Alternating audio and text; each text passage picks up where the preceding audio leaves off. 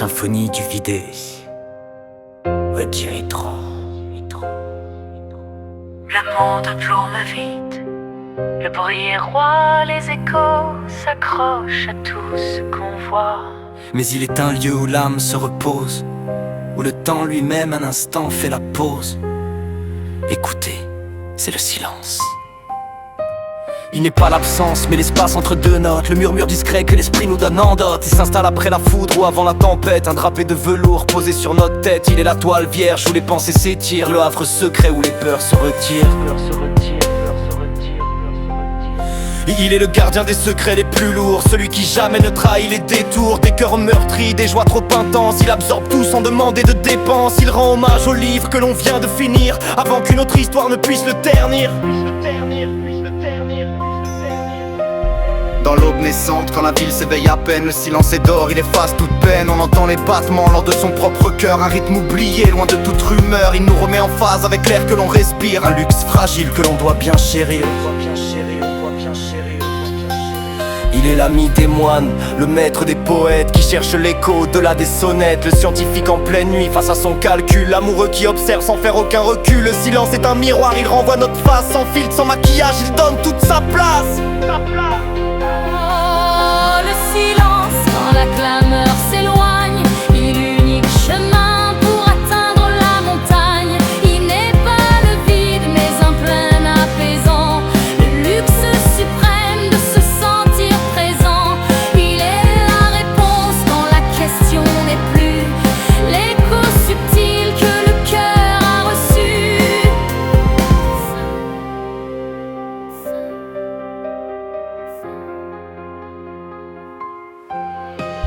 Mais il y a aussi le silence qui oppresse, le froid qui s'installe quand l'absence nous blesse, le vide est laissé par un mot qui n'est pas dit, ou l'attente glacée d'un ami qui maudit. Ce silence l'apaise, il est lourd, il est sombre, le reflet inversé qui nous place dans l'ombre.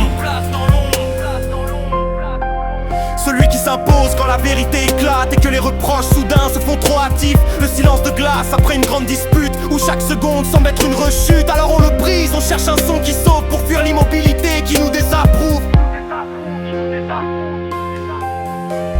Alors apprenons à l'aimer sous toutes ses formes, à le reconnaître au milieu des normes. Quand il est choisi, il devient méditation, un espace sacré, notre seule guérison. Il nous apprend la patience, à attendre son heure, à ne pas répondre à la moindre clameur. Ce n'est qu'en lui que l'on entend l'idée neuve, la petite étincelle qui nous donne une preuve que tout est là déjà, bien au fond de nous-mêmes, loin des interférences, des vaines diatribes. Il est la source claire où l'on vient s'abreuver avant de repartir, le monde à traverser. Et le monde continue de crier, de courir, mais en soi la paix peut toujours s'y blottir. On garde en mémoire la lenteur de la pause, ce don magnifique, le silence qui ose. Éclat éternel, éclat éternel,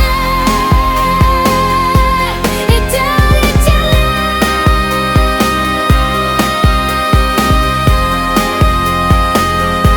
La lumière n'est pas un murmure, elle est un fait.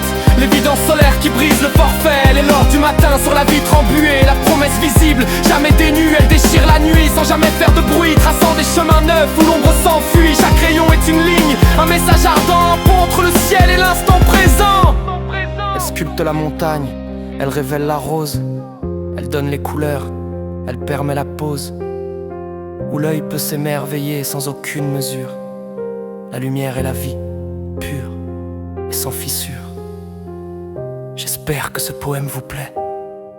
Y a-t-il un autre sujet que vous aimeriez explorer? Ou une autre forme d'écriture que vous aimeriez que j'essaie?